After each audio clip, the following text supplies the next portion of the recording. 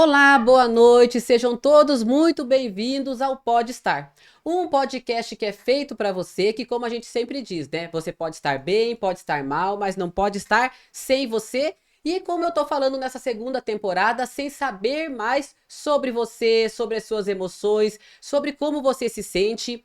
E a nossa ideia é estar abordando diferentes assuntos que mexem com as emoções, muitas vezes nossas emoções e muitas vezes as emoções das pessoas que convivem conosco. E hoje o nosso convidado vai falar um pouco sobre essas emoções num período tenso da vida aí de alguns adolescentes e jovens, que é falar um pouco sobre também esse período do pré-vestibular. Mas a gente vai estar conversando, a Aline já vai estar apresentando para vocês e vou me apresentar, né? Sou a Claudiane Quaglia, sou psicóloga, neuropsicóloga, gerontóloga e diretora da Clínica Psec.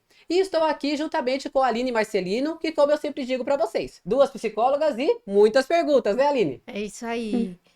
Olá, gente, muito obrigada aí por nos receber, por nos assistir na sua casa, celular, onde quer que você esteja. Ah, sou a Aline Marcelino, psicóloga clínica, sou psicóloga criminal, atuo na área de assistência técnica de processos judiciais de filhos e pais e violência doméstica. Ah, Atuo aí com bastante adolescente. Esse ano foi um tema de pauta, assim, em muitos atendimentos da área Uhum, da ansiedade pré-vestibular e com as sim. frustrações, né? Mas quem falará sobre isso hoje é o Douglas Gabriel. O Douglas, ele é formado em letras, especialista em literatura e estudos linguísticos, pós-graduado em gestão escolar, tem 20 anos de experiência na área da educação e hoje ele atua como gestor no curso do ensino médio do Santana International School, ahn, lá em Vinhedo. Muito obrigada por sua participação, Douglas, por ter vindo até aqui, o bairro Sim. Limão, São Que o Douglas Paulo, lá de conhece também, né? Vinhedo. Seja Muito bem-vindo, viu, Douglas? obrigada. Muito Obrigado, obrigada. obrigado. Muito prazer em estar aqui com vocês, né? Eu sou aqui da região mesmo, Aham. estou aqui da freguesia do Ó, faço essa saga de São Paulo a Vinhedo todos os dias, mas é isso aí. A educação é um caminho no qual eu me encontrei, e uma vez que o bichinho da educação me picou, é uma doença boa que eu não Uhum. quero nunca mais me livrar. Até tem uma frase, né, Douglas, que fala assim: não é a gente que escolhe a educação, é a educação que escolhe a A gente. educação nos escolhe, E depois que ela escolhe, não solta. não solta mais, não Né? solta mais. E eu tive a surpresa assim, a grata surpresa de conhecer o Douglas no meio da educação. Eu me lembro que eu vi o Douglas numa formatura, você sendo orador, chamando os alunos, falei, nossa, olha esse professor, né? Eu me lembro muito desse momento. E dali, então, a gente foi conversando muito sobre educação, sobre filhos, muitas coisas daí que vieram acontecendo. Mas eu nunca soube muito do Douglas, no sentido de como que surgiu aí para você estar no meio da educação, para a gente estar entrando um pouco mais em relação depois ao ensino médio, toda essa situação. Então, como que foi para você, assim, mergulhar na educação? Como que surgiu isso na tua história? Bom, vamos lá. A minha família é uma família de educadores, né? Os meus tios eram educadores já falecidos, infelizmente. Um professor de matemática e ciências, o outro de geografia e história. E Uhum, ali naquela vibe de diários, de preparação de aula e assim por diante, eu me vi também dentro aí, sem escapar desse nicho da educação, né? uhum, Então, fui influenciado pelos meus tios e aí sempre considerei que sempre gostei da nossa língua, sempre fui um admirador da língua portuguesa, como diz o poeta, a última flor do Lácio. Eu aham, acabei aí optando por letras, né? Fiz letras, então, em seguida a especialização lá na literatura, especialização nos estudos linguísticos, para depois, após uma promoção ali onde fui convidado a gerir uma escola, fui estudar a especialização também em gestão escolar. E hoje divido o meu trabalho entre a sala de aula, o qual esse ano não lecionei, e a gestão, que é onde eu estou num campo mais atuante aí. Já tem mais uhum. ou menos uns 4 anos de gestão. Sim. E 20 anos atuando na educação? 20 anos. 20 Quantas anos. cabecinhas passaram aí? Muitas. Nossa, quantos alunos já passaram na tua história, né, Douglas? Muitas. Às vezes me encontram na rua e falam, lembra de mim? Eu falo, lembro, claro. É a resposta de professor, vou dizer, Exatamente. gente, a resposta de professor sempre é essa. Lembro porque é aquela ideia, né? O aluno vê um professor, o professor vê 20 alunos, Nossa, 30 alunos, sim. né? Sim. Mas isso marca assim na formação do professor. E aí, a tua, assim, o teu direcionamento para letras, para a língua portuguesa, que eu vejo que muitas pessoas têm muito receio, não sabe ou reclama. Como que foi para você essa vontade? Foi muita leitura na tua adolescência? Como que você se direcionou aí em relação a letras, vamos assim dizer? Eu tive duas professoras que marcaram muito a minha história. Então, lá na época do Fundamental 2, né, hoje ensino fundamental anos finais, naquela época somente ginásio, Uhum. eu tive uma professora chamada Shirley, no 5º ano, que nos apresentou a coleção dos livros do Marcos Rey. O Rapto do Garoto de Ouro, A Ilha Perdida, Do Uhum. Outro Lado da Ilha, Escaravelho do Diabo. Nossa, muita gente leu esses livros aí, viu? Muita gente. A partir dali eu me apaixonei pela leitura, né? E depois me apresentou ao mundo dos contos, das crônicas, lá do Valci Carrasco, do Luiz Fernando Veríssimo. E a partir das leituras eu comecei a observar que eu gostei daquilo, né? Eu Uhum. gostava de ler, passei a reproduzir alguns contos, algumas crônicas. Quando eu era pequeno eu tinha o sonho de ser um escritor e assim por diante. Um sonho que na verdade não abandonei ainda. Diz Eu que quer o falar, homem acho que deve estar guardado esse sonho tá, ainda, né? tá guardado. Eu disse que tem que ter filho, plantar árvore e escrever um livro. Filho eu tenho 2 de uma vez. Manda beijo pra eles aí. Beijo, beijo, Natan, beijo, Ana. E Amanda Beijo, também. Amanda, minha esposa. É. E aí, a partir dali falta, a partir daqui falta agora escrever um livro, né? Uhum. E aí eu sempre gostei também das regras de língua portuguesa, né? Então, enquanto o pessoal abominava a oração subordinada, objetiva, direta, Nossa, delícia. Eu acho que eu tô nesse grupo. Bem, eu amava. credo, Eu quero nem amava lembrar. essa magia de que comi um doce é um sujeito oculto, mas roubaram o meu carro, alguém roubou, eu não sei quem foi, já é um indeterminado.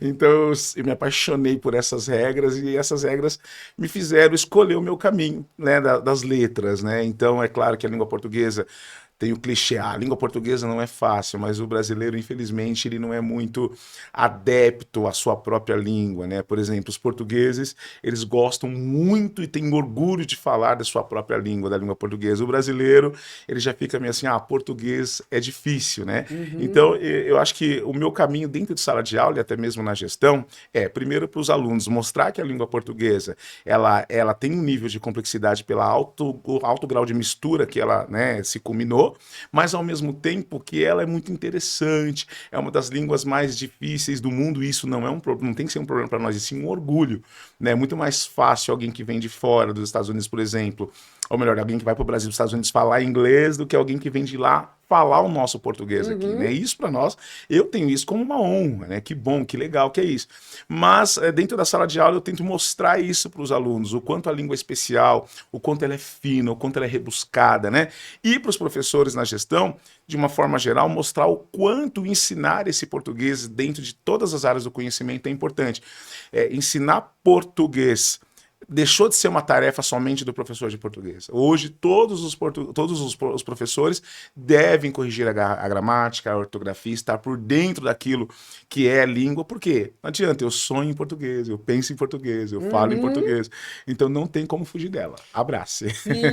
E eu fico pensando, assim, como você, como gestor, a mudança do Fundi 2 para o ensino médio deve ser, assim, deve ser não, eu acompanhei meu filho nesse processo ali, eles pensam que vai ser tudo a mesma coisa, tudo a mesma... estuda um dia antes, a hora que chega no médio, eles ficam... Opa, não é assim. É um processo até de acomodação, né? De o que está acontecendo com a dificuldade, né? E aí que gera muita ansiedade, gera problemas, eles vão se adaptar. Me fala um pouquinho sobre sua experiência aí, como que vocês... Qual que é a dica aí para os pais, para os alunos, para esse processo de adaptação? Legal. O aluno brasileiro estuda errado. né? E isso é comprovado por pesquisas. O próprio professor Peer, lá do ângulo, os mais antigos aí devem lembrar do professor Peer, dizia o seguinte: não existe estudar para a prova, Não. né? O estudo ele deve ser constante, Contínuo. né? Ele deve ser contínuo, ele deve ser constante. Até é um lema dele que acabou sendo um lema do ângulo atualmente e sempre será: aula dada, aula estudada hoje, né? Ou seja, se eu tive lá deixa eu pegar um componente da minha área aqui para eu não errar. Eu tive uma aula sobre crase. Então, se eu tive uma aula sobre crase de manhã, eu tenho que passar um bom tempo da minha tarde estudando sobre crase. O aluno não vai para a escola para estudar. Ele vai para a escola para aprender e trocar conhecimento. Ele estuda em casa. Até porque não dá para você estudar tudo que a crase demanda em 50 minutos, mesmo que seja dobradinha de 100 minutos, você não vai conseguir estudar. Você vai aprender o conceito e você vai paulatinamente fazendo a aquisição daquele conceito que você aprendeu em casa. Então, por isso que é muito importante o estudo ser diário e o estudo ser contínuo. Eu sou professor e coordenador que sou contra calendário de prova.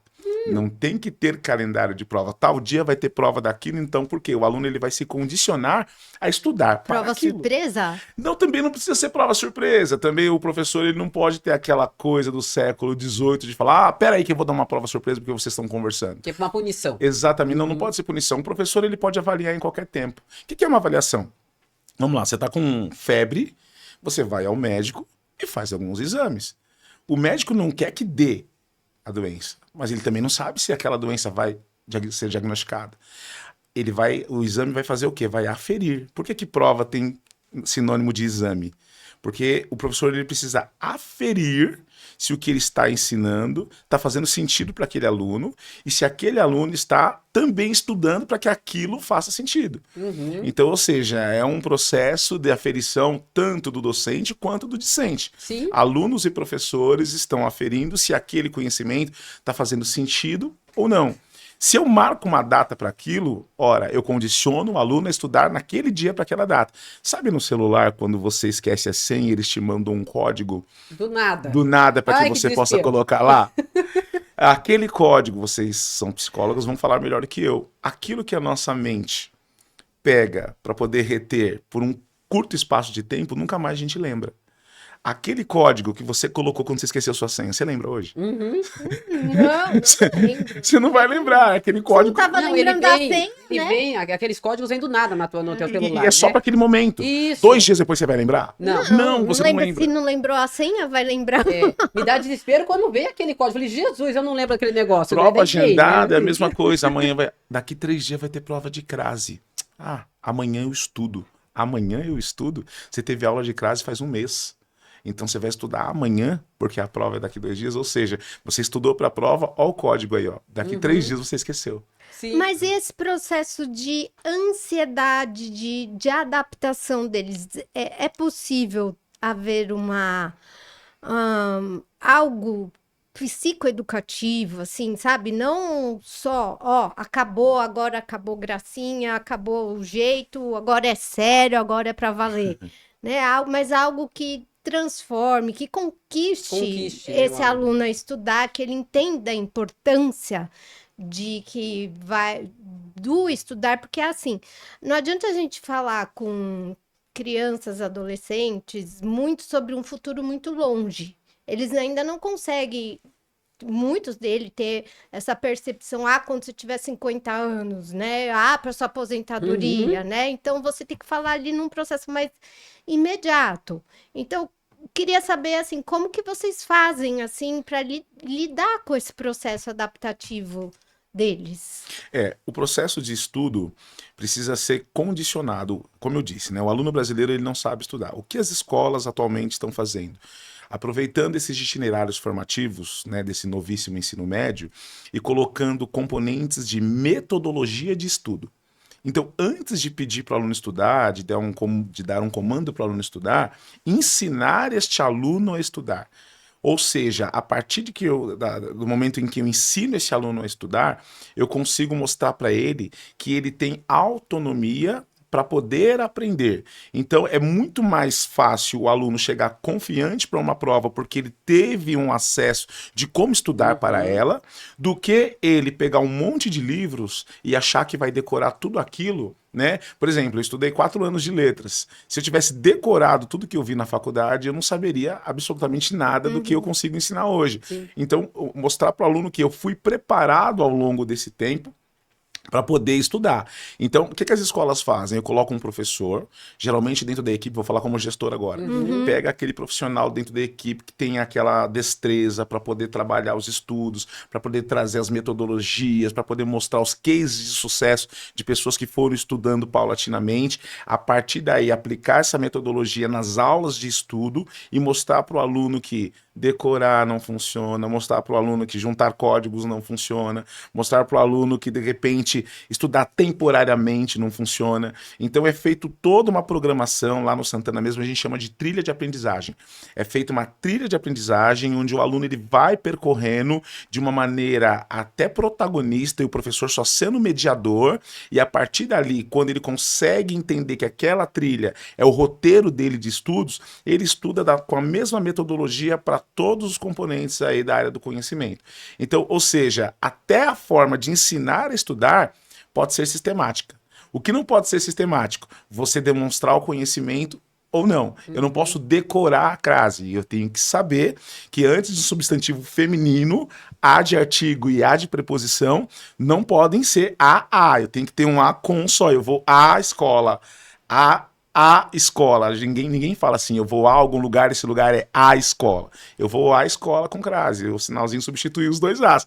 Isso significa que eu aprendi porque eu sei que foneticamente a não faria sentido, né? Então, eu não tô só decorando que a crase vem antes do substantivo feminino, aquelas coisas, né? Não, eu sei a aplicabilidade tanto da ortografia quanto da fonética e a partir dali eu entendi o sinal. Entendeu? Então, assim, essa definição, esse conceito, ninguém aplica decorado. Você precisa entender todo aquele conceito, todo o contexto, para que você possa aplicar, então, ali aquele sinal. O que eu quero dizer com tudo isso? Por exemplo, eu sou de letras, mas vou arriscar. B ao quadrado menos 4AC, a delta lá. Menos B mais ou menos raiz quadrada de delta sobre 2A. Isso eu decorei. Mas sabe por que eu decorei? Porque eu tive uma professora de matemática maravilhosa, a melhor que eu já tive, que me ensinou a matemática no mundo real das coisas. Então ela contextualizou o porquê que eu tinha que aprender lá a fórmula da delta e a Bhaskara e tal, para poder aplicar e entender a matemática no dia a dia. Ótimo, fez sentido para mim. O que acontece hoje? Geralmente, eu tenho profissionais que eles vão jogando as coisas na lousa, e aí ele vai colocando, vai jogando, vai escrevendo e tal, não sei o que, passa aquele monte de regra, e o aluno não sabe o porquê que ele está aprendendo aqui. É uma dúvida que eles têm bastante. Sim, Pra que estou estudando isso, a Bhaskara sempre, né? Por que que eu tô... onde que eu vou usar Bhaskara na minha vida? Pois né? Então, eu acho que na língua portuguesa também é a mesma coisa. Pra quê? Eu tenho que saber que uma oração é subordinada, reduzida de gerúndio. Nossa. Eu vou entender isso pra quê? Mas aí já tem o professor que é contextualizador, ele vai dizer, olha, os melhores textos, as melhores redações que você vai precisar para uma entrevista de emprego ou para trabalhar, para pôr um anúncio, vender alguma coisa e tal, são aquelas onde com um texto conciso você consegue colocar toda a ideia que está aqui na tua cabeça. Um texto curto e com uma ideia fluida. Ou seja, no mundo que a gente está, vocês fazem podcast, vocês sabem. Se ficar muito longo, muita coisa, ninguém assiste. Tem que ser rápido. No mundo da comunicação de língua portuguesa, hoje é a mesma coisa. Por que eu aprendo regras? Eu aprendo regra porque ao invés de eu escrever, eu fui para a escola, eu fui à escola. Pronto. Eu já reduzi pelo menos em meio segundo a leitura daquela frase, né? Então, por isso que eu aprendo as regras, para que eu possa descrever de uma forma onde eu não fique lá nos primeiros rudimentos, colocando coisas que nem são mais tão essenciais na comunicação tão objetiva do jeito que ela é hoje, né? Então, eu acabei de dar um exemplo para vocês do porquê que eu tenho que colocar regra. Agora, todos os professores de todos os componentes precisam trabalhar assim. Emocionalmente, para a gente poder voltar aqui, no que isso implica? Em tudo. O aluno que aprende, ele se diverte com aquilo que aprendeu. Ponto. Vira e mexe, é muito comum olhar na sala, olhar para o aluno e ele fazer assim, entendi agora. É porque isso, porque isso. Ele vai para a prova seguro, ele vai para qualquer vestibular seguro, ele está totalmente consciente daquilo que ele sabe e pode perguntar para os grandes vestibulandos aí que passaram em medicina. Eu assisto muita entrevista com a galera aí que passa nos grandes vestibulares. Qual que é o segredo? O segredo é estudo contínuo e principalmente se divertir com aquilo que entendeu, com aquilo que aprendeu. O que é se divertir? Se divertir é saber aplicar porque teve o gosto do bom aprendizado. É isso. Nossa, e você trazendo isso, nossa, fez várias coisas aqui na minha cabeça em relação ao pessoal do vestibular, né? Em que sentido? Primeiro, né, a ideia da praxis, você conseguir colocar a teoria na prática. Você conseguir ver o sentido daquilo que você está aprendendo no contexto real, não é somente na apostila e para responder uma questão lá, vamos dizer assim, em termos de testes para ganhar uma nota. É você entender o sentido daquela situação. Isso. E aí vem uma outra lógica que eu queria ver com você, Douglas, assim. Os alunos entenderam a lógica, estão se divertindo, e aí os adolescentes e jovens, eles querem falar sobre isso. Querem chegar em casa e contar: mãe, olha, eu entendi o sentido da crase, mãe, eu entendi isso. Agora, os pais já não são ouvintes tão receptivos. Porque, de certa forma, essa geração de pais aprendeu a decorar. Aprendeu somente para aquele bloco, tipo, vou estudar para a prova. Você vê essa discrepância realmente entre alunos vivos querendo dizer o que aprenderam? Porque eu percebo muitas vezes isso em terapia. Os adolescentes querendo colocar o que aprenderam de manhã ali na aula, a aula vem para mim, né? Olha, eu aprendi isso, achei muito legal, você sabia que isso acontece? E ali a gente reforça. Mas na família isso é muito quebrado muitas vezes. Você tem essa dificuldade, você percebe isso também?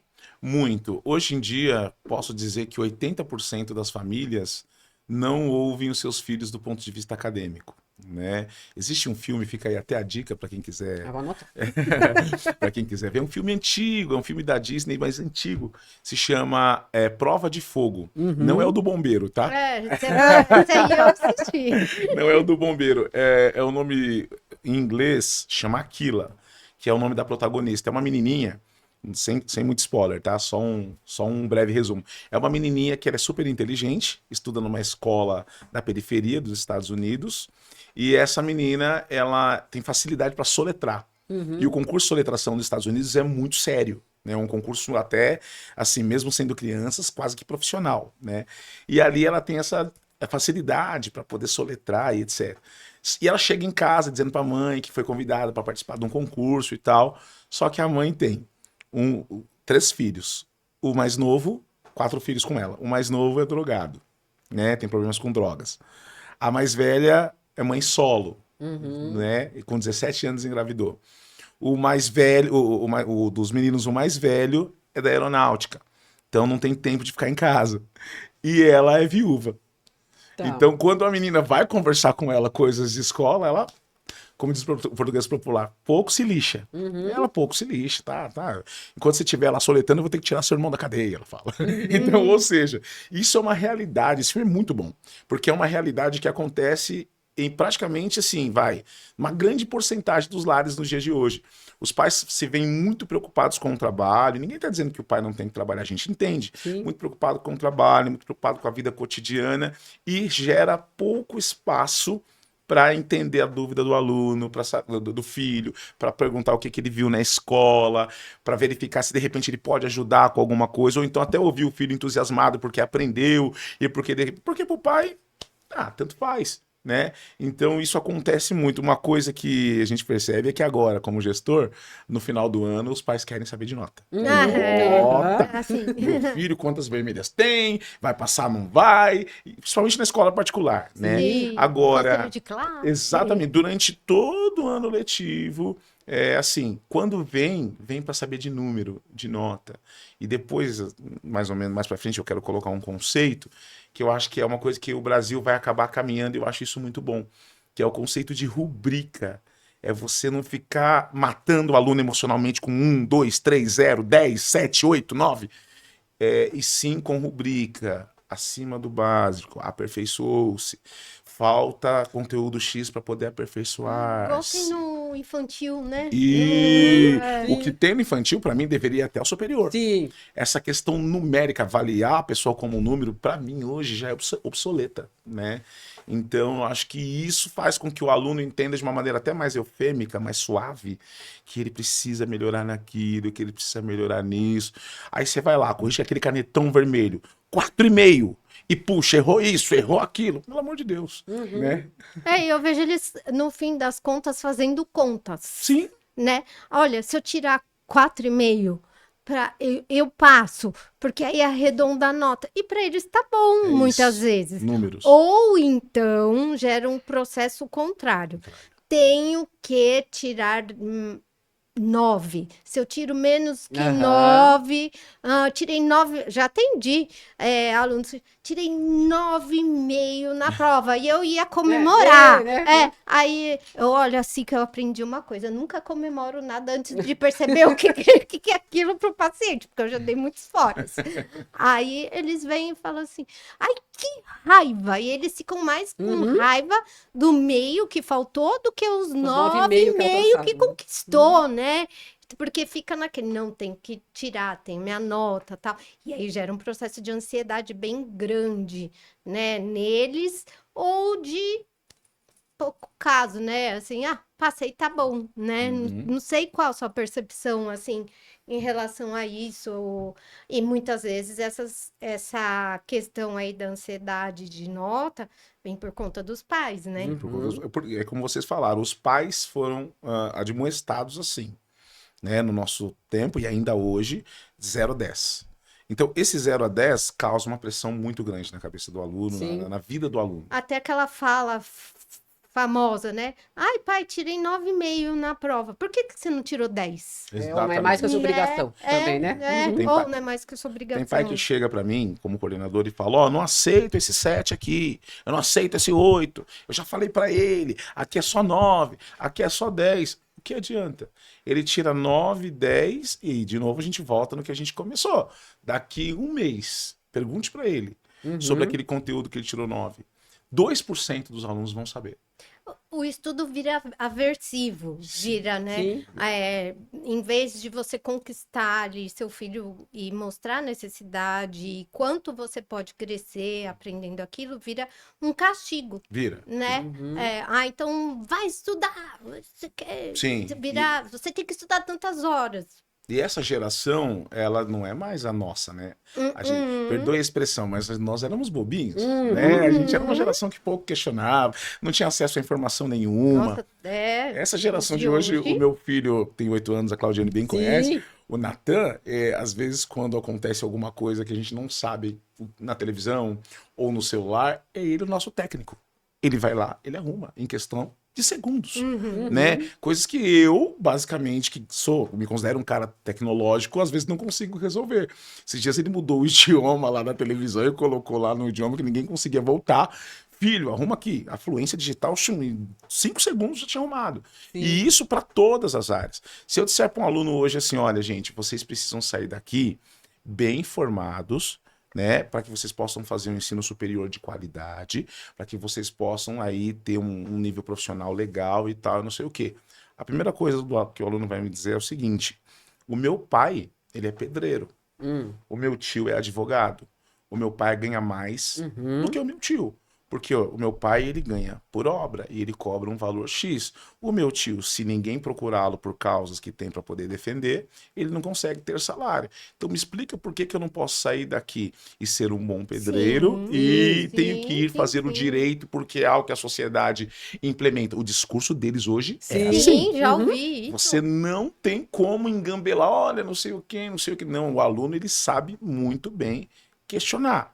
Uma vez eu estava dizendo, né, no 7º ano, num colégio que eu atuei, no Salesiano, falei assim, gente, eu estava falando dos países que falam em português no mundo, né, os países. Aí um aluno levantou a mão e falou, tá, e? Eu falei, e o quê? Por que o senhor está falando isso? Eu falei, não, é título de curiosidade. Tá, mas isso a gente tem no Google. Você não sabe nem o que falar, Ou seja, né? você tentou trazer você sabia e tal, mas o aluno, ele já, Você está vindo com a farinha, ele está vindo com o bolo. Sim. Então é uma coisa que todo docente, todo profissional da educação e todo pai e mãe, familiares aí responsáveis, precisam se preparar. Esse aluno ele está muito mais ligado, muito mais ativo. A internet, e não só a internet, a geração deles é assim, né? Uhum. Então, aí, preparados, vamos pensar assim, em termos de ter informação. Eu falo que eu vejo essa geração tendo muita informação e não aprofundando conhecimentos, que é uma diferença muito grande. Sim. Em termos cognitivos, vamos pensar que estão caminhando. Mas em termos emocionais, eu estou vendo um caminhar para trás, vamos dizer, estão regredindo. Por quê? Aí eu queria entrar um pouquinho nesse terceirão. Vamos pensar, né? Aham. O terceiro ano do ensino médio, a quantidade de jovens que começam a ter patologias emocionais no sentido depressão e ansiedade é enorme. No sentido de estresse em alto nível, aquela ideia, tipo, na hora da prova não lembro de nada. A pessoa começa a ter durante a prova, né? A hiperventilação, a aceleração cardíaca. Isso você tem percebido também em relação ao pessoal do terceiro ano do ensino médio. Outra linha que eu também queria ver com você, perspectivas de futuro. Aquilo que você falou. Fazer faculdade para quê? Ah, porque a sociedade está mandando, mas nem sei se é isso que eu quero. Então, parece que eles vão como uma manada para fazer essa faculdade, fazer o vestibular, Aham. mas alguns vão ali, tipo, tô indo aqui porque todo mundo tá mandando, mas não é. Eu não vejo muito a essência profissional, aquela vontade de, que nem você falou, né? Desde criança, você lendo os livros, falando, nossa, eu quero ser professor. Eu tenho essa percepção, e aí eu queria, você que está mais, vamos dizer, próximo deles, é difícil você perceber aquele sonho de uma profissão de longo prazo. Como que você tem percebido essa parte emocional dos alunos lá? O terceirão ele tem algumas peculiaridades, né? Primeiro, na cabeça deles, eles já são adultos para algumas coisas, Ah, sim. né? Então Uhum. já são adultos, autossuficientes, é o ano que eu completo 18, 18, dirigir. e vou dirigir, vou de repente servir as Forças Armadas e tal, ou pelo menos, pelo amor de Deus, não quero servir as Forças Armadas, tô É, desesperado, né? Então tem esse senso de pseudo-adulto, né? Vamos dizer assim, pseudo-adulto. E por outro lado, tem a questão de que agora eu sou o mais novo desempregado do Brasil, quando eu terminar a terceira série do sim. ensino médio. Meu Deus do céu, o que eu vou fazer? Eu já estou em outubro, novembro, e eu não sei que curso ainda vou fazer, ou se vou fazer algum curso. Então, o sentimento deles é um sentimento meio dúbio nesse sentido de se achar autossuficiente, e ao mesmo tempo ser esse bichinho tão frágil que carece de muita orientação, que não sabe para onde correr, né? Então eu acho que isso acontece por dois motivos. Primeiro, a sociedade pressiona muito Uhum. esses jovens. Quando eu digo sociedade, eu estou dizendo pais, eu estou dizendo a família, eu estou dizendo os próprios Os professores, colegas. os próprios colegas, a própria mídia que vira e mexe, pulveriza ali através dos meios de comunicação. Já pensou no seu futuro? Vem aqui, faça Uhum. direito não sei onde, faça medicina. Eu não sei- Então imagine a cabeça desse jovem que não sabe nem para onde correr, né? Como ele vai lidar com tudo isso? Então eu acho que é um tema muito importante. Fico feliz de debater isso, porque a família, principalmente, fecha os olhos para isso. Isso eu falo por experiência, de 20 anos. A família quer que o aluno tenha aquele pensamento ainda retrógrado. Eu quero que o meu filho seja advogado. Você vai ser médico. Você vai ser engenheiro. E aí são poucos os que perguntam, filho, o que você vai querer ser? Acho que Uhum. aí mora o grande X da questão. Os pais, eles têm um sonho que às vezes eles não conseguiram concretizar, e eles falam, eu não consegui, mas o meu filho vai, só que ele não sabe Sim. se o filho quer, Uhum. né? Então, ou seja, ele transfere como se tivesse esse direito, um sonho que é dele, que muitas vezes não é o sonho da criança. Tem um aluno lá no colégio, onde o sonho dele é fazer artes cênicas. E o pai todo dia me liga e fala, Douglas, tira isso da cabeça desse menino. Porque no Brasil, a arte não dá dinheiro. Abre aspas pro pai. A arte não dá dinheiro. Artes cênicas não tem campo de trabalho. Eu já falei para ele. Se ele quiser ser médico, eu pago a faculdade de medicina. Artes cênicas, ele que se vire, por favor. Não me chame para assistir uma peça porque eu não vou. Olha. Olha Então só. tem muito isso, o desrespeito à escolha. Uhum. Né? Então, isso, para mim, acho que é a faceta que mais pega no sentido da ansiedade, dos transtornos, aquela pressão da família em relação ao aluno que chega na terceira série do ensino médio. Então, ele já tem algumas questões ali que são inerentes à idade, e muitas vezes o apoio que ele espera que ele terá Muitas vezes não tem. Uhum. Vou falar como professor. O professor de português, ele fica pressionando o aluno a ir bem na tal nota da redação do Enem. Redação. Aham. Muitas vezes o professor ele não se contenta em ensinar. Ele quer que o aluno vá bem. E ele querer tá tudo bem. O problema é que quando ele enfatiza isso de uma forma ao ponto de o aluno achar que se ele não tirar acima de 800, ele se desmerece, ele é alguém que não sabe o que está fazendo na vida e assim por diante. Então, e isso em todas as áreas, porque o professor ele quer ter o seu trabalho reconhecido também. Então, muitas vezes, ó, o segredinho, ele não está pensando só no aluno. Ah, com certeza. Ele está pensando em ter o seu trabalho reconhecido. Tanto que o professor esses dias comemorou, porque ele adivinhou o tema da redação do Enem. Eu falei, ó, o mérito não está em adivinhar. Você é professor, não é cigano, bruxo, nem nada, né? O método é prepará-lo para que, seja qual for o tema, ele tenha destreza de escrever. Sim. Pode ser a gravidez na adolescência e pode ver o show cancelado do Patati e Patatá, não interessa.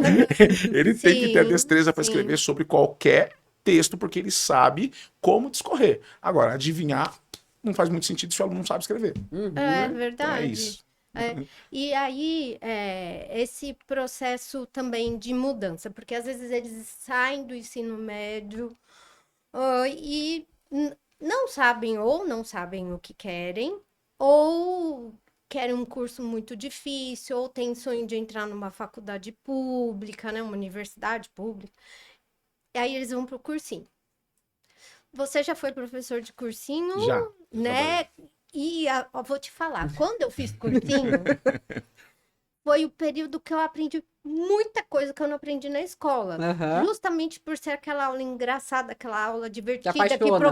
professor até de português ali fazia umas regrinhas, umas musiquinhas, né? Umas frases que parecem idiotas, mas que não são, né? Como que é aí, né? Não quero que meu filho faça cursinho, ou eles querem fazer cursinho, ou eles não querem fazer cursinho, e como que é dar aula em cursinho? O cursinho, ele tem um lado bom e tem um lado não ruim, mas o lado não tão bom. Vamos colocar assim. Vou pelo lado bom. O lado bom do cursinho é porque quem tem facilidade para trabalhar, lecionar em cursinho, é exatamente esse professor que você caracterizou aí. É o professor mais dinâmico, é o professor mais criativo. E não é porque ele não é assim porque ele quer, é porque ele tem que ser. Em pouquíssimo tempo, ele tem que dar conta de algo que na escola, por exemplo, um conteúdo que você vai ter um trimestre para ver na escola, ele tem que dar em 2 aulas. Sim. Né? Então, ou seja, a dinâmica do cursinho faz com que ele também tenha que ser dinâmico. Né? Ele tem que acompanhar o tempo que ele tem ali. A gestão do tempo de um professor de cursinho é muito mais difícil do que de um professor de sala de aula. Por isso, o professor de sala de aula, ele fala mais pausado, ele fala o exercício, corrige, pede para o aluno ir na lousa e tal. O professor de cursinho, em vez de ficar ensinando lá, ó, a crase, não sei o que, ele já fala, ó, se quando venho dar, tenho crase para usar. Se quando volto de, usa crase para quê? Então, se eu venho da Jamaica, eu vou à Jamaica com crase. Se eu volto de Portugal, eu vou a Portugal sem crase. Então, já cantei uma regra e já dei. Então, ou seja, o professor do cursinho, ele tem isso. Porque é o tempo que ele tem. E acaba sendo mais interessante. Né? Aí você me pergunta, tá, então por que as escolas não abandonam os livros didáticos? Pensando nisso. Ele já leu nossos pensamentos. Por que a escola não abandona os livros didáticos, os sistemas apostilados e trabalha somente nesta metodologia de cursinho? Aí vem um lado não tão bom. No cursinho, por exemplo, o aluno não tem espaço, por exemplo, para ser reflexivo. O aluno no cursinho, ele não pode ser protagonista. É bem difícil do aluno ser protagonista. Por quê? Porque ali, o cursinho, o lado ruim da coisa é que é um despejo de informações, de conteúdo. Por quê? Porque essa é a proposta. Quando você faz cursinho, você não está fazendo cursinho para poder aprender. Você não está fazendo cursinho para poder ir melhor na matemática. Você não está fazendo cursinho para poder entender as regras de agente da passiva. Não. Você está fazendo cursinho para passar no vestibular. Sim. O cursinho é para isso. Cursinho não é reforço. Cursinho é você está focado naquele vestibular. Então, a empresa de cursinho, ela vai lá e, ó, eu quero passar na FUVEST, eu quero passar na Unicamp, etc. Então, a empresa de cursinho, ela pega o edital e o professor vai destrinchar tudo aquilo que é necessário para que o aluno logre êxito naquele curso cujo ele vai prestar o vestibular. Então, o cursinho ele é extremamente direcionado para isso. Agora, Estou dando uma aula de história. Vou falar de Revolução Francesa. A Revolução Francesa tem impacto até hoje, inclusive aqui no Brasil, Sim. politicamente. Sim. No cursinho, dá tempo de eu pedir uma pesquisa para que meu aluno fale sobre os impactos da Revolução Francesa nos tempos modernos? Não.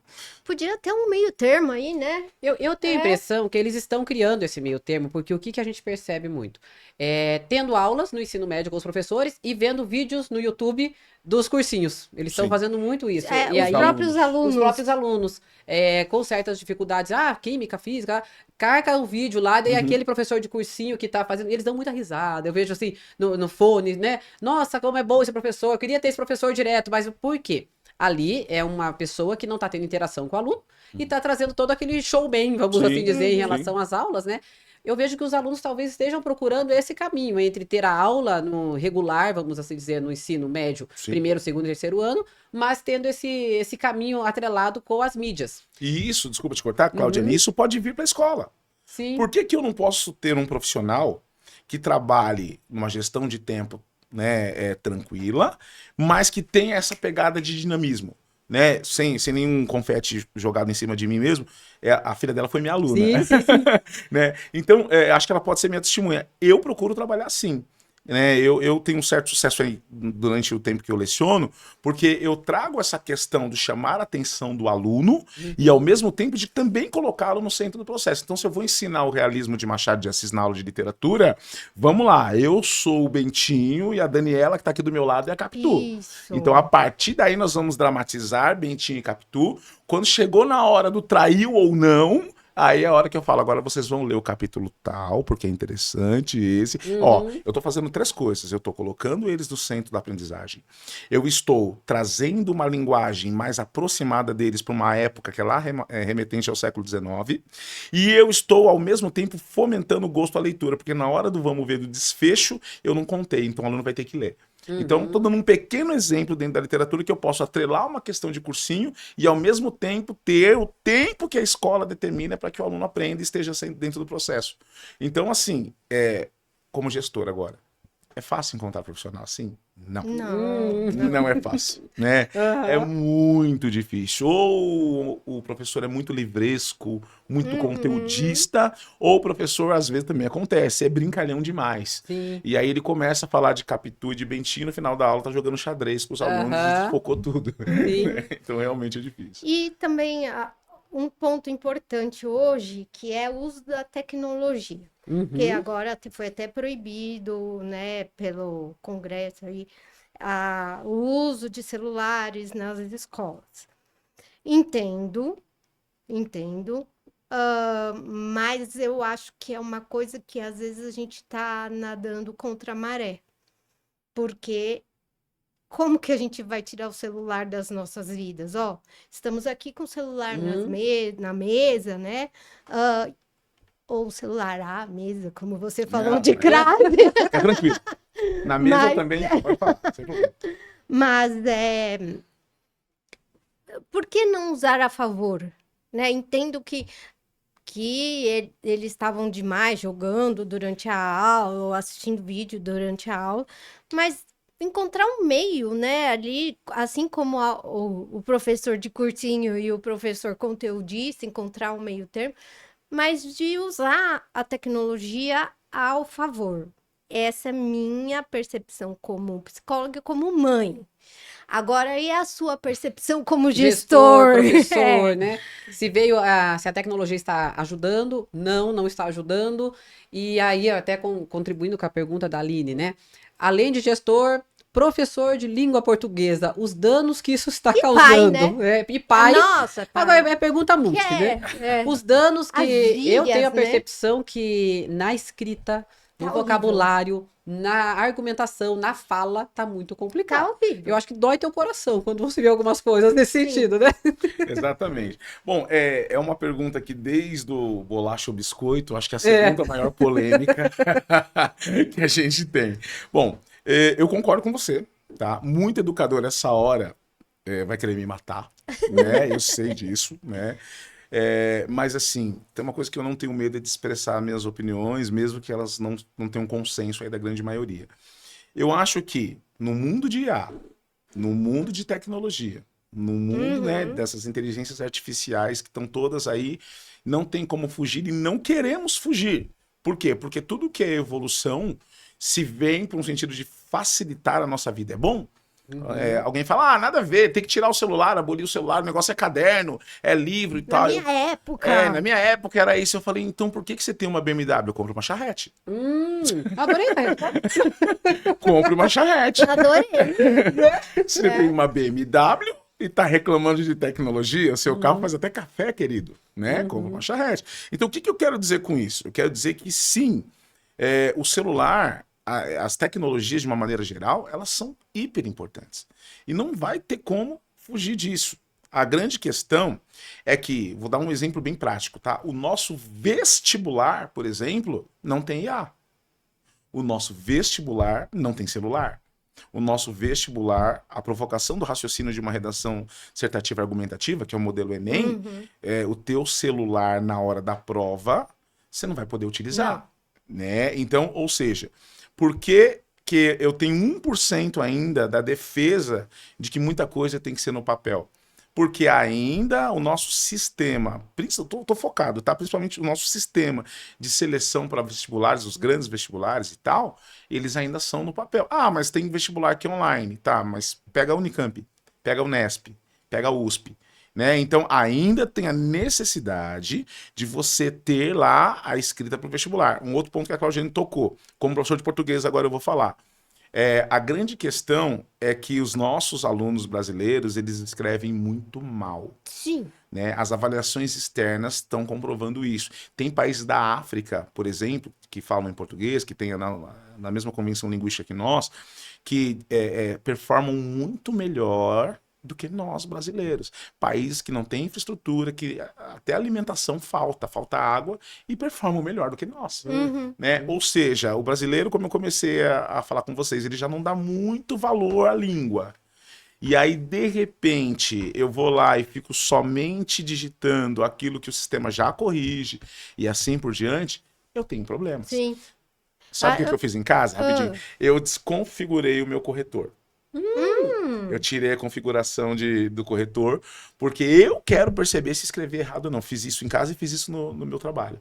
O meu computador não tem corretor ortográfico, porque isso me vicia. Se eu escrever correção com 2 S, ele vai corrigir para mim. Então eu nunca... acho que é uma forma de eu aprender, eu olhar o que eu errei e tentar revisitar para ver se aquilo realmente tem sentido. É claro, para quem não tem destreza com a língua, vai trabalhar no escritório e tal, não sei o quê, melhor do que você perder o emprego por escrever casa com Z. Tô exagerando, tá, gente? Ninguém... Mas assim, melhor do que você perder o emprego, é melhor você colocar o corretor.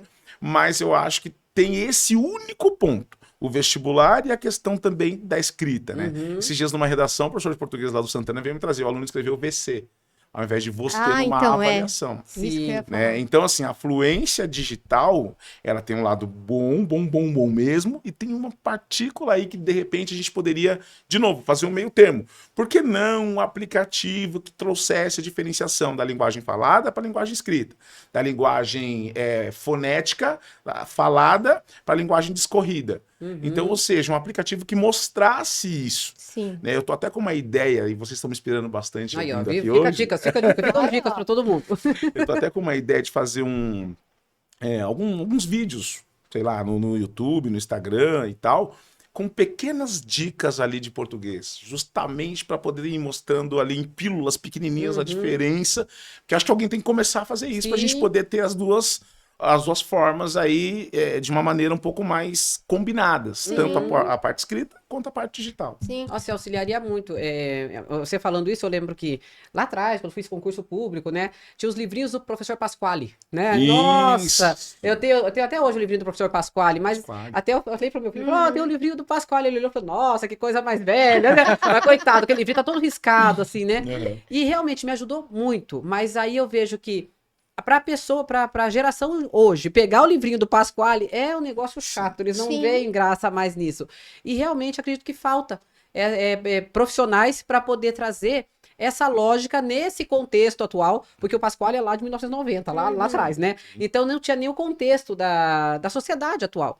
E eu percebo que realmente existe essa lacuna pela questão da língua portuguesa. Eu vejo que nem você falou, é uma das línguas mais lindas, rebuscadas, tem uma história maravilhosa Sim, e que aos poucos a gente está vendo ela, eu digo assim, mudando, mas também perdendo tantas riquezas realmente que sim, temos nesse sim. sentido.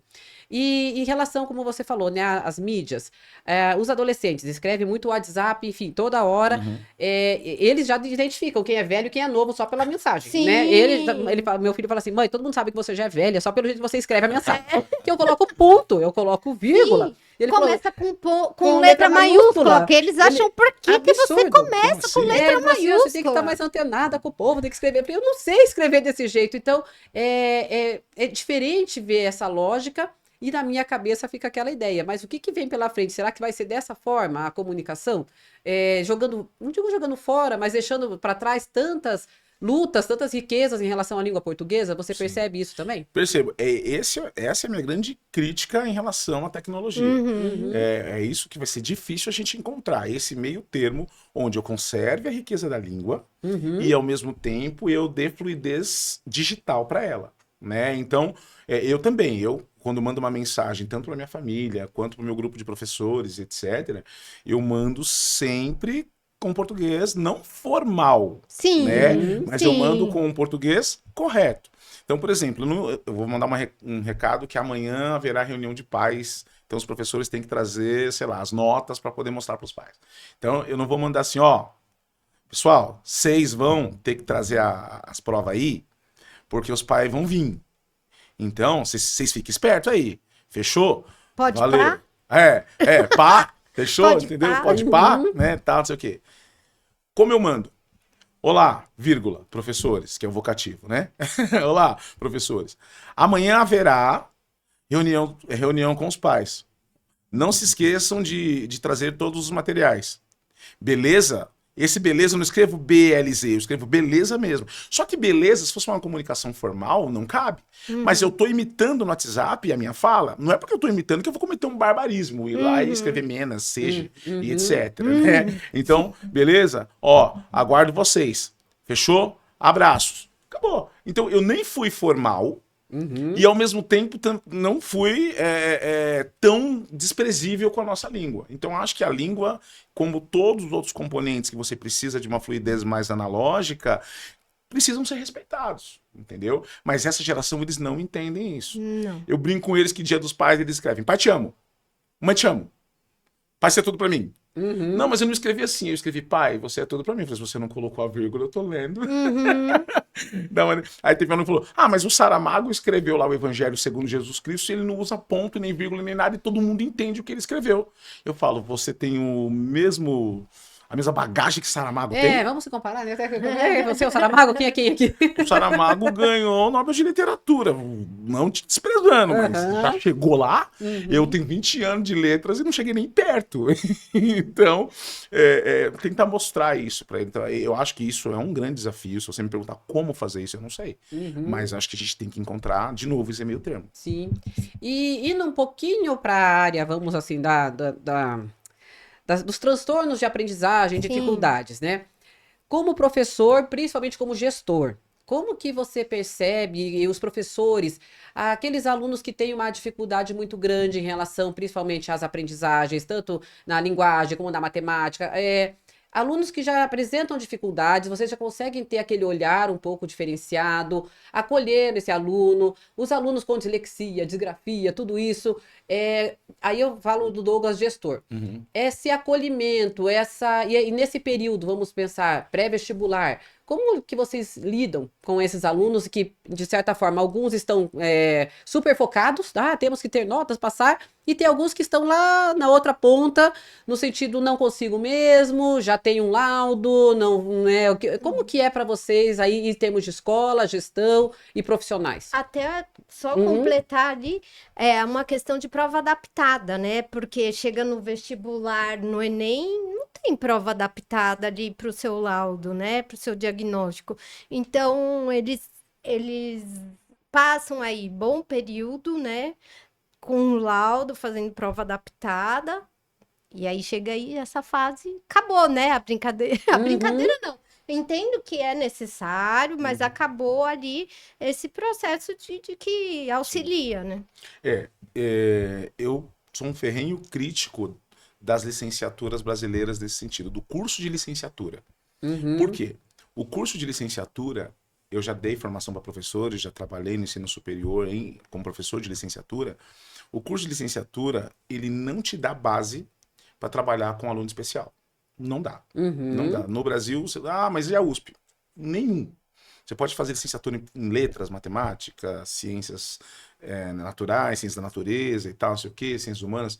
Ele não te dá preparação para você trabalhar com um aluno que é disléxico, com um aluno que é autista, que está dentro do espectro, com um aluno que tem TDAH, que tem TOD. Não dá. Só que a lei exige que você Uhum. inclua. Sim. Então, Sim. olha só, olha a dicotomia que temos aí. Nós temos uma lei que é linda e vende a beleza para os olhos dos pais de que toda escola tem que ser inclusiva, mas ela não exige que as instituições de ensino superior coloque isso na sua grade. Uhum. Então, o professor se vê extremamente perdido dentro da sala de aula. Ele se vê extremamente sem saber o que fazer. Algumas escolas que têm ali uma questão de uma receita um pouco maior e por isso podem investir mais, contratam um psicólogo para poder acompanhar, contratam um terapeuta para poder estar junto com aquele aluno, mas um Psicopedagogo. psicopedagogo. Sim. Mas tem escolas que não. Né? Então, aí fica bem difícil você cobrar da tua equipe, sendo que eles não têm preparação para isso. Então, o que a gente faz? Eu, por exemplo, como gestor e já fazia como professor, eu busco os meus QIs, os meus QI indiques, Uhum. né? Aham. Então, eu bato ali numa psicóloga que eu conheço, eu vou ali para um professor amigo meu, como eu já nesse know-how de 20 anos, eu já tenho muita gente aí que eu conheço, né? Muita gente na educação, então eu vou para alguém que tem uma especialidade nisso, uma especialidade em TEA, em TDAH. Por exemplo, lá no Santana, temos duas psicólogos que nem atendem o período noturno, mas eu fui lá, cheguei cedo, bati na sala delas, tais alunos têm esses laudos, preciso saber como abordar, como Uhum. avaliar, e elas já me deram um caminho e tal, eu já passei esse caminho para os professores. Então você fica tendo que muito correr atrás, porque o governo vende, né, o MEC, ele vende uma lei linda que tem que Sim. incluir, não sei o quê, mas na formação Sim. não é exigido. E esse coitado desse professor se vê lá com um autista que grita, e claro, faz isso, né, porque por estar dentro do espectro, que sai correndo pela sala, e que Uhum. você tem que incluir de uma forma com que todos aprendam e que ele não seja excluído do processo. Né? Agora, o como fazer isso que é difícil. Então, eu busco, de novo, referências externas. Eu busco gente para poder me ajudar. Por quê? Porque, infelizmente, a lei não tem ainda Não algo tem. que seja, precisa ter, na minha opinião, um semestre para mais, um Ah, semestre sim. inteiro, né, de educação especial. Sim. Sim. Mas eu fiz o curso de letras, eu tive lá 3 aulas, eu tive um semestre. Mas sabe como que é o semestre? Os alunos autistas precisam de uma avaliação adaptada. Aham. Como você faria? Aí você faz a avaliação adaptada, mostra lá, tirou 7, tirou 8, porque faltou aquilo. E não é isso. Uhum. Para mim tinha que ser, vou aumentar, vai um ano pelo menos ali, Uhum. de uma Sim. preparação mais focada. Até Né? com um neuropsicólogo, um psicólogo, Isso. né? Eu tive Sim. psicologia da educação. Sim. A gente teve. Mas assim, eu posso dizer que eu tive um semestre muito ruim, uma aula por semana, Uhum. onde a professora simplesmente colocava lá as teorias dos grandes filósofos, lá do século passado, eu tinha que discorrer sobre aquilo e entregar trabalho. Eram assim. Sim, e validando isso que você está falando, eu vejo assim como a importância, né, de professores preparados, porque muitas vezes a percepção de um aluno dentro de um transtorno aí, de um espectro autista, TDAH, vem da escola, dislexia, descalculia, qualquer que seja. Muitas vezes vem da escola, vem do professor, vem desse olhar da educação, né? Então, se temos profissionais que são capacitados, eles conseguem até perceber isso, né? Sim, Perceber esse processo e ter até referência para falar com os pais, porque sim, senão eu vou falar, então, imagino que me parece que o seu filho tem TDAH. Tá, mas o que que é TDAH? Não sabe explicar. Ah, por Uhum. que que você acha? Por quê? Quais Sim. são os erros dele, né? sim, E não tem referência nem parâmetro para poder explicar, né? sim. Eu já Uhum. tive problemas exatamente assim. o professor a olho nu, sem nenhuma especialização, sem nada, porque ouviu falar que o TDAH o aluno tem TDAH tem determinado comportamento, vai lá e fala pro pai, teu filho tem TDAH. O pai fala, como você sabe? É. Qual é a tua Uhum. base? Quem te falou? Ah, é porque ele não para. Quem falou que sinal de Sim. não parar é exatamente, Aham. necessariamente TDAH? Uhum. Só que, ao mesmo tempo, também tem uma crítica ao corpo docente brasileiro. São poucos os professores também que buscam se aprimorar. Sim. Fazer lá uma especialização em psicopedagogia, porque o professor licenciado pode, né? Sim. Ajuda bastante. Não é um psicólogo, mas ajuda a identificar algumas formas de aprendizagem, né? Uhum. Ir lá buscar um curso sobre o TEA, entender um pouco mais sobre o TOD, entender um pouco mais sobre o que é um DEPAC, um aluno com DEPAC e tal, não sei Sim. o quê. Então, assim, eu vou fazer uma crítica de novo.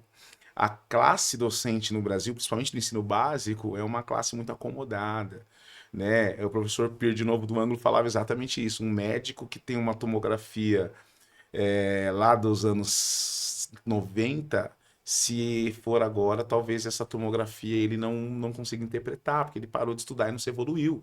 Ah, Uhum. mas ele é formado na USP, com pós-graduação em Harvard, tá? Mas ele parou de estudar nos anos 70, nos anos 90. Sim. Hoje a medicina já evoluiu, com o professor é a mesma coisa, né? Uhum. Então, se ele não procurar também uma busca, também um auxílio, sabendo que ele vai encontrar os alunos ali atípicos no seu caminho, Uhum. ele também não vai ter sucesso. Não é só esperar da escola também ou do Sim. governo. Precisa também fazer a sua parte. Sim. Nossa, quantas informações, Sim. né, Aline? Nossa, porque assim, eu tô aqui encantada com o Douglas trazendo. Pena que o nosso tempo já está acabando. Aí, ó. E teria programas e programas que a gente tá falando Que aqui, né, pena. Douglas? Tão gostoso. Para fechar, eu só queria que você falasse assim, tem uma frase que você colocou no teu WhatsApp que me chamou a atenção e que eu acho que ela é uma mensagem pros futuros alunos aí, pros futuros vestibulandos, que eu acho que você pode até discorrer um pouquinho, que ele Aham. colocou assim, que é do Fernando Pessoa, né? Aham. Deus quer, o homem sonha e a obra nasce. Isso. Eu vejo isso na educação, né? Como que os alunos podem pegar isso para eles no sentido de um porvir, o que que vem pela frente, né? Eu acho que Deus querer, a pessoa sonhar e a obra nascer é um conjunto, né? Uhum. Então, ou seja, ninguém faz nada sozinho. Você nem delega tudo para Deus, porque ele não é teu empregado. E nem Deus também te abandona, porque se ele é Deus, uma das funções dele é te ajudar. Sim. Né? Então, e sonhar, eu acho que todo mundo tem o direito. Então, eu acho que o aluno brasileiro, ele precisa correr atrás. Ele precisa correr atrás não só do ensino superior e tal, não, ele precisa ter propósito de vida. É o que a gente falou. O aluno brasileiro, eu vejo ele muito desprovido de propósito, né? Ele não sabe muito bem o porquê que ele está aqui, o que que ele vai fazer, para onde que ele tem que ir, etc. Então, assim, eu acho que é pedir a Deus, é sonhar, e eu acrescentaria, olha eu, né? Que prepotência. Acrescentaria uma frase ao poema do Fernando Pessoa. Deus quer, o homem sonha, a obra nasce, e eu arregaço as mangas. Aham. Né? Ó, muito bom. Eu sou ativo desse Exato. processo, Não né? adianta ficar só deitado esperando, Sim. sonhando Olha, também. que lindo. Ó, agradecendo, vamos deixar Acho aqui o que é presente isso. para o Douglas. Muito obrigada, Douglas. Douglas. Olha. Enquanto isso, faço nossos agradecimentos aqui. Então, agradecemos a Júlia Almeida, que cuida dos nossos cabelos aí, né, Aline? Agradecemos Gargamel Estúdio com o Rodrigo Costa, que ajuda a gente aqui maravilhosamente bem. A Vivi Canecas, que proporciona o nosso presente, aí o nosso mimo para o convidado. O Tem no Limão, que divulga nosso programa aí toda semana. Muito obrigada ao Tem no Limão. E agradecemos a Clínica Psec, que proporciona esse momento pra Sim. gente tão gostoso, né? Com tantos conhecimentos, tantas pessoas, né? O Douglas realmente já conhecia como professor, na clínica a gente se conheceu mais ainda em relação aí a Ana Clara, o Natan, a Amanda, todo mundo. E realmente foi um grande presente ter você aqui, viu, Douglas? Muito obrigada, viu? Eu quero agradecer, estou aqui muito feliz. Quero deixar aqui o espaço aberto sempre que vocês precisarem aí, quererem as minhas humildes contribuições, eu estou à disposição. Não, Para a gente poder conversar e gostaria de só deixar um último recadinho para os pais. Olhem para os seus filhos, eles estão precisando de vocês. Sim. Olha que bonito. Bom, pessoal, vamos aí. Peço que vocês se inscrevam no canal do YouTube para que a gente possa levar esse conhecimento, levar essa percepção de um olhar diferente até para a educação, para os processos psicológicos. Ativem o sininho de notificação, curtam nossos vídeos, divulguem. Temos o canal do Instagram também aí, pode estar também, que a gente faz os cortes e divulga e se inscrevam aí também, né? Meu Instagram é psi.alinemarcelino, claudianequaglia.psi. Gargamel também, a Clínica Psec, Douglas, né? como que entra em contato com o Douglas? Douglas Gabriel, não, peraí. Douglas Gabriel _ oficial. Eu acho que muita gente vai atrás de você aí para ter algumas explicações aí, porque Douglas olha... Gabriel _ oficial. Aham. E muito obrigada. E para todos vocês que participaram com a gente. E aprenderam, aí né? Aprenderam. Hoje foi realmente uma grande aula. Vamos brindar aqui, então? Opa! Agradecemos, olha lá, ó. Ei! E até a próxima semana, pessoal. Aguardamos vocês aí, viu? Muito Tchau, obrigada. tchau. Tchau, tchau.